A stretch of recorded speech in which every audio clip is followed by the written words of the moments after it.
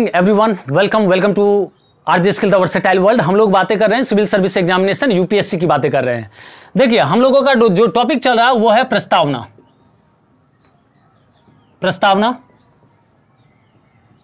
Preamble, और Hindi version में आप लोग जानते हैं क्या, उद्देशिका।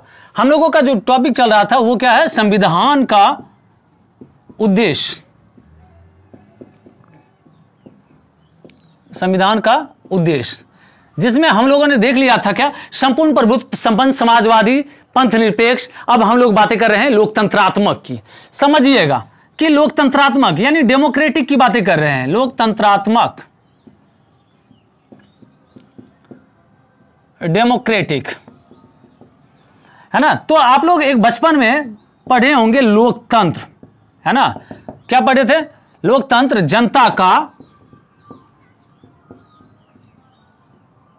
जनता के लिए, जनता द्वारा, और जनता द्वारा शासन है। जनता द्वारा शासन है। और इसको दिया किसने था? अब्राहम लिंकन, है ना। माइंड में तो यही बातें आती है कि अब्राहम लिंकन ने दिया था, ठीक है। लेकिन समझ लीजिए कि लोकतंत्र जनता का, जनता के लिए, जनता द्वारा शासन है, अब्राहम लिंकन ने नहीं, है ना। अब्राहम लिंकन ने दिया था गेट्सबर्ग स्पीच में, लेकिन इससे पहले की बातें करें तो क्लियोन ने दिया था, है ना। अगर आपके सामने मान लीजिए यूपीएससी में क्वेश्चन आ जाता है कि ऑप्शन ए दे दिया गया अब्राहम लिंकन,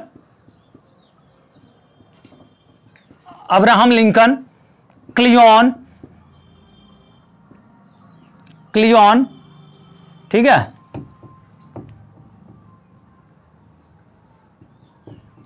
क्लियोन।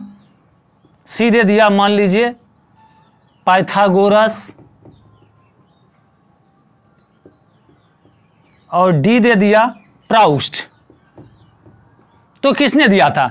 तो हमेशा बात याद रखिएगा कि क्लियोन ने। अगर क्लियोन ऑप्शन में नहीं है तो किसको टिक करेंगे? Abraham Lincoln. अब्राहम लिंकन ने जो दिया था, इसे दिया था गेट्सबर्ग स्पीच में। गेट्सबर्ग स्पीच, ठीक है। इसमें किसने दिया था? तो अब्राहम लिंकन ने दिया था कि लोकतंत्र जनता के लिए, जनता का और जनता द्वारा शासन है। तो इस बात को समझिए। लोकतंत्र, तो लोकतंत्र के प्रकार की बातें हम लोग कर लेते हैं कि लोकतंत्र क्या है।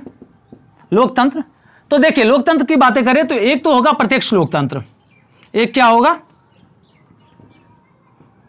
प्रत्यक्ष लोकतंत्र यानी डायरेक्ट डेमोक्रेसी, और दूसरा होगा अप्रत्यक्ष डेमोक्रेसी, अप्रत्यक्ष लोकतंत्र, है ना, यानी इनडायरेक्ट डेमोक्रेसी,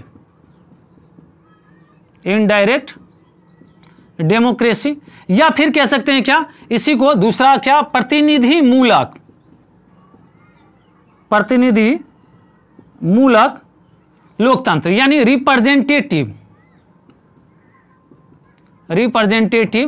है ना, डेमोक्रेसी। तो समझिएगा कि लोकतंत्र, प्रत्यक्ष लोकतंत्र की बातें करें तो यानी जनता का प्रत्यक्ष रूप से शासन, यानी जनता ही शासन का संचालन करती है। अब समझिए ये ने एक्चुअल में क्या था, प्राचीन यूनान के नगर राज्य से आया था, ये कंसेप्ट वहीं का था। पहले की बातें करें तो पहले पॉपुलेशन इतना नहीं था, जनसंख्या इतना नहीं था, तो वहां शासन चलाना यानी नियम कानून बनाना वो आसान काम था। लेकिन अगर मॉडर्न टाइम करें तो मॉडर्न टाइम में जनता एक जगह एकत्रित होकर, क्या लगता है कि आपको कि वो नियम कानून बना सकते हैं, है ना। एक यूपी की बातें करें तो बहुत सारे जनसंख्या है, तो वहां के ही नहीं पॉसिबल है ना। तो पूरा भारत की क्या बातें करेंगे और अखंड भारत की क्या बातें करेंगे, बात समझ रहे हैं ना। तो समझिएगा बातें। तो प्रत्यक्ष लोकतंत्र और अप्रत्यक्ष लोकतंत्र, यानी प्रत्यक्ष लोकतंत्र में क्या होगा कि जनता शासन का संचालन करती है, जनता शासन का संचालन करती है, शासन का संचालन करती है। लेकिन अगर अप्रत्यक्ष की बातें करें तो जनता अपने प्रतिनिधि को चुनती है, ठीक है, और जनता के प्रतिनिधियों के द्वारा शासन का संचालन किया जाता है। क्या कहलाता है? अप्रत्यक्ष कहलाता है। तो यहां पे मैं लिख रहा हूं, ठीक है, अप्रत्यक्ष में देखिए प्रत्यक्ष में क्या था? प्राचीन, ये कहां से आया था? तो प्राचीन यूनान नगर राज्य में था, ठीक है। और इसकी बातें करें, अप्रत्यक्ष की बातें करें, अप्रत्यक्ष या प्रतिनिधि मूलक, प्रतिनिधि मूलक लोकतंत्र, है ना, इनडायरेक्ट या रिप्रेजेंटेटिव लोकतंत्र। तो इसमें समझिएगा, इसमें क्या होता है? जनता अपने प्रतिनिधि का निर्वाचन करते हैं, जनता अपने प्रतिनिधियों का निर्वाचन करते हैं, का निर्वाचन करते हैं और जनता के प्रतिनिधियों के द्वारा, और जनता के प्रतिनिधियों के द्वारा शासन का संचालन किया जाता है, शासन का संचालन होता है। देखिए, तो ये क्या है? अप्रत्यक्ष है। अब अप्रत्यक्ष पर या प्रतिनिधि मूलक लोकतंत्र की बातें करें तो इसके भी दो प्रकार हैं, एक है संसदीय लोकतंत्र और दूसरा क्या है? आदेशात्मक लोकतंत्र। तो अगर हम बातें करें अप्रत्यक्ष की, तो ये भी कितने प्रकार के हो जाएंगे? दो प्रकार के हो जाएंगे। देखिए,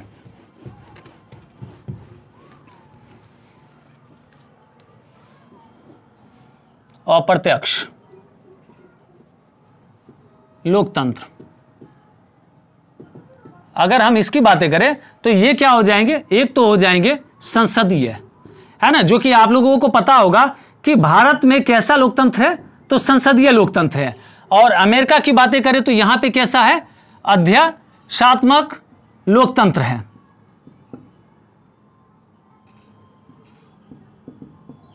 तो एक बात समझिएगा, जैसा कि मैंने बताया आपको कि संसदीय और अध्यक्षात्मक है, और भारत के जानते हैं ना कि अगर संसदीय है तो कहां पे है? ब्रिटेन और भारत में है। और भारत में एक चीज चल रही है, क्या? भारत चाहता है कि अमेरिका बन जाए, और हम देखेंगे कि अध्यक्षात्मक यानी अमेरिका बनना भारत के लिए पॉसिबल है या नहीं है, है ना। भारत क्या अमेरिका बन सकता है? यानी अमेरिका वाली जो ये बातें हैं अध्यक्षात्मक, क्योंकि बहुत सारे लोगों का कहना है कि यार भारत को ना आदेशात्मक लोकतंत्र अपना लेना चाहिए। अब ये चीज देखें, क्योंकि भारत में तो आपको पता है ना, धर्म, जाति, क्षेत्र, इन सब की राजनीति होती है। अब इन सब की राजनीति होती है तो क्या भारत यूएसए बन पाएगा? तो इसके बारे में भी हम लोग देखेंगे, लेकिन सबसे पहले हम देख लेते हैं कि संसदीय लोकतंत्र, है ना, और आदेशात्मक लोकतंत्र होता क्या है। तो संसदीय लोकतंत्र की बातें करें तो ब्रिटेन और भारत में है, और आदेशात्मक की बातें करें तो कहां पे है? यूएसए में है। अगर संसदीय की बातें करें तो समझिएगा यहां पे क्या होता है? विधायिका और कार्यपालिका आपस में जुड़ी होती है, आपस में जुड़ी होती है। लेकिन अगर आदेशात्मक की बातें करें तो विधायिका हो गए, कार्यपालिका हो गए और न्यायपालिका हो गए, तीनों अलग अलग होते हैं। कार्यपालिका, न्यायपालिका, ये क्या होंगे? तीनों अलग अलग होते हैं। समझिएगा, विधायिका और कार्यपालिका, जैसे यहां संसद की बातें करें, संसद में लोकसभा और राज्यसभा, यानी विधायिका, संसद और कार्यपालिका की बातें करें तो सिंपल सी बात समझिएगा, मंत्रिपरिषद, यानी जैसे कि राष्ट्रपति की बातें कर ले, प्रधानमंत्री की बातें कर ले, है ना, मंत्रिपरिषद, सिंपल सी बात, एक लाइन में समझिए, मंत्रिपरिषद। ये क्या होंगे? जो कार्यपालिका, जो मंत्रिपरिषद में होंगे वो क्या होंगे? लोकसभा के भी मेंबर होंगे, है ना, राज्यसभा के भी मेंबर हो सकते हैं। यानी इस बात को समझ रहे हैं कि विधायिका और कार्यपालिका आपस में जुड़ी है, क्योंकि प्रधानमंत्री मोदी जी की अगर बातें करें तो मोदी जी लोकसभा में भी हैं और कार्यपालिका भी है। बात समझ रहे हैं ना। तो ये है क्या? संसदीय, ठीक है। और विधायिका की बातें करें और कार्यपालिका और न्यायपालिका तीनों अलग अलग होते हैं, किसमें? अप्रत्यक्ष आदेशात्मक में। इसके बाद देखिए संसदीय में और भी बातें हैं। तो संसदीय में समझिएगा, है ना, संसदीय और इधर आदेशात्मक। तो सिंपल सी बात समझिएगा, अगर हम संसदीय की बातें कर रहे हैं तो संसदीय में क्या होता है कि नाम मात्र की कार्यपालिका, है ना, नाम मात्र की कार्यपालिका और वास्तविक कार्यपालिका में अंतर होता है, और वास्तविक कार्यपालिका में अंतर होता है। और यहां पे इन दोनों में कोई अंतर नहीं है, इन दोनों में कोई अंतर नहीं है। अब सिंपल सी बात समझिएगा कि यहां पे नाम मात्र की कार्यपालिका और वास्तविक कार्यपालिका, नाम मात्र की कार्यपालिका राष्ट्रपति, प्रेसिडेंट, और वास्तविक कार्यपालिका प्राइम मिनिस्टर, है ना, प्रधानमंत्री, जो कि मोदी जी हैं और यहां द्रौपदी मुर्मू जी हैं। तो समझिएगा कि नाम मात्र की कार्यपालिका यानी जो वास्तविक कार्यपालिका है ना, वो कौन है? मोदी जी। यानी कोई भी जो डिसीजन होंगे वो मोदी जी लेते हैं ना, और वो सिर्फ सिग्नेचर करने का काम कौन करेंगे? तो द्रौपदी मुर्मू जी करेंगे। बात समझ रहे हैं ना? और इसके बारे में इन डिटेल्स तो बातें करेंगे ही। फिलहाल यहां पे क्या समझना हमें कि ये द्रौपदी मुर्मू जी क्या है? नाम मात्र की कार्यपालिका है ना, बस उनका सिग्नेचर सिर्फ चलता है, बाकी काम तो मोदी जी कर रहे हैं, है ना। लेकिन अगर बातें करें यहां पे आदेशात्मक में, जैसे कि एक बात अगर क्वेश्चन पूछ लिया जाए कि अमेरिका का प्रधानमंत्री कौन है, तो शायद आपको याद नहीं हो, है ना। मैं बता देना चाहूंगा कि अमेरिका के प्रधानमंत्री नहीं होते हैं, ठीक है। अमेरिका में राष्ट्रपति होते हैं और राष्ट्रपति ही सारा काम करते हैं। बात समझिए, वहां पे नाम मात्र और वास्तविक का कोई अंतर नहीं है ना। आदेशात्मक में ऐसा कोई अंतर नहीं है, यानी जो बाइडेन ही सारा कुछ है, लेकिन यहां पे क्या है? मोदी जी और द्रौपदी मुर्मू जी भी हैं। बात समझ रहे हैं ना? तो ये बातें हो रही है। इसके बाद देखिए, अगर हम बातें करें मोदी जी का कार्यकाल कितना है, तो आप लोग बोल सकते हैं कि 5 साल होंगे, है ना, प्रधानमंत्री हैं, है ना, 5 साल होंगे। तो एक बात पूछा जाए अगर आपसे कि मोदी जी का 5 साल है, ऐसा है क्या? है ना, कि मोदी जी का कार्यकाल 5 साल है। कोई कोई कहेंगे नहीं सर, अगली बार भी मोदी सरकार, है ना, कोई ऐसा भी कहने वाले होंगे कि मोदी जी भी अगले बार भी आ सकते हैं। लेकिन एक बात जान लीजिए, अविश्वास प्रस्ताव अगर पास हो गया, और अविश्वास प्रस्ताव एकदम साधारण बहुमत मैंने बहुमत के प्रकार में बताए हैं, तो साधारण बहुमत से भी पास हो जाएगा तो मोदी जी क्या हो जाएंगे? गिर जाएंगे, उनका विकेट डाउन हो जाएगा। तो मेरी बात समझ रहे हैं ना?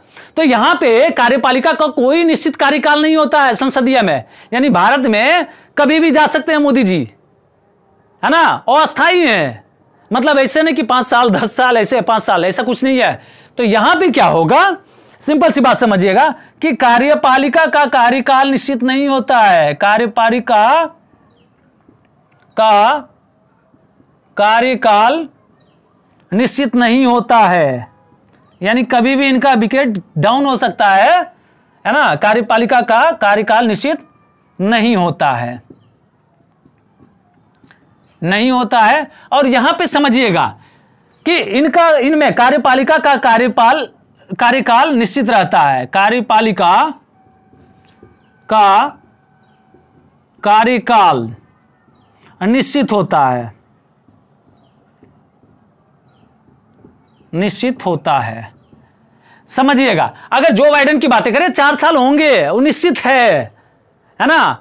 और वहां पे ना कार्यपालिका, यानी अगर हम बातें करें राष्ट्रपति को, तो राष्ट्रपति को हटाना ना बहुत मुश्किल काम है। यहां पे प्रधानमंत्री को हटाना बहुत आसान काम है ना, कि अविश्वास प्रस्ताव लाएंगे, साधारण बहुमत से हट जाएंगे। लेकिन यहां पे 2/3 बहुमत चाहिए, और वहां पे ये चीजें इतनी आसान है भी नहीं, क्योंकि डोनाल्ड ट्रंप पे लाया भी गया था और वो चीजें हुआ नहीं। बात समझ रहे हैं? तो इसके बारे में आगे हम देखेंगे, इसके डिमेरिट और मेरिट्स की भी बातें करेंगे, बट नेक्स्ट लेक्चर में करेंगे, ठीक है। देखिए, इसके बाद यहां पे क्या होता है, सामूहिक उत्तरदायित्व। सामूहिक उत्तरदायित्व का निर्वहन करते हैं, यानी सामूहिक उत्तरदायित्व का सिद्धांत है। यहां पे क्या है, सामूहिक उत्तरदायित्व का सिद्धांत नहीं है। सामूहिक उत्तरदायित्व का सिद्धांत नहीं है। अब समझिएगा ये कैसे नहीं है, सिद्धांत नहीं है, क्योंकि देखिए अगर मोदी जी कार्यपालिका है तो मोदी जी किसमें है, विधायिका में भी है ना। अगर अमित शाह जी इधर होंगे तो उस साइड भी होंगे, बात समझ रहे हैं ना। तो ये चीजें हैं कि यहां पे सामंजस्य है, लेकिन यहां पे क्या है ना कि विधायिका यानी कांग्रेस जो है ना इधर कार्यपालिका से बिल्कुल अलग है। कांग्रेस के जो है अगर हम बातें करें इसमें तो कार्यपालिका के सदस्य ने विधायिका में नहीं होंगे और विधायिका के सदस्य जो होंगे वो कार्यपालिका में नहीं होंगे, बिल्कुल अलग होंगे। यानी सेपरेशन ऑफ पावर है और वो भी इतना खतरनाक वाला है, देख ही रहे हैं कि बिल्कुल अलग अलग होना चाहिए, है ना। ऐसा नहीं कि विधायिका वाला भी कार्यपालिका में आ जाएंगे, बिल्कुल अलग अलग होंगे। ठीक है, चलिए इसके बाद हम लोग मिलते हैं नेक्स्ट लेक्चर में, और नेक्स्ट लेक्चर में हम लोग देखेंगे कि क्या भारत अमेरिका बन सकता है। मतलब अध्यक्षात्मक में हम बातें कर रहे हैं, ठीक है, कि अध्यक्षात्मक प्रणाली को क्या भारत अपना सकता है ना। और अपना सकता है तो क्यों, और नहीं अपना सकता है तो क्यों, है ना। तो इस क्यों की बातें करेंगे नेक्स्ट लेक्चर में। And thank you so much for being with RJ skill the versatile world.